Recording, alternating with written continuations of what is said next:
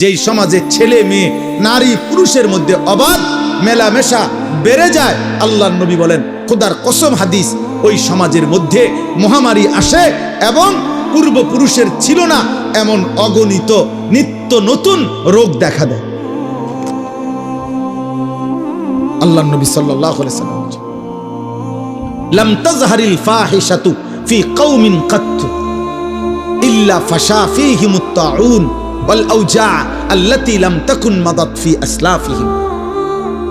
মহামারী দেখা, কুলের বাচ্চা মাত্র মায়ের পেট থেকে বের হইছে, এই বাচ্চার ডাক্তার এমন রোগ বলে যেটা পৃথিবী কোনোদিন শুনেনি। মাত্র পেটের বাচ্চা বাইর হইছে, মাত্র বাচ্চাটা, এমন বাচ্চাও এখন হাজার হাজার রোগাক্রান্ত। আহারে কি আশ্চর্য! মায়ের গুনাহ, বাবার গুনাহ, এই সমাজের গুনাহ, আমাদের গুনাহ। নালে এই মাসুম বাচ্চার তো কোনো গুনাহ নাই, আছে কোনো গুনাহ? আমাদের গুনাহ, আমাদের পাপ আমাদের বাচ্চার জীবন অস্থির করে দিয়েছে।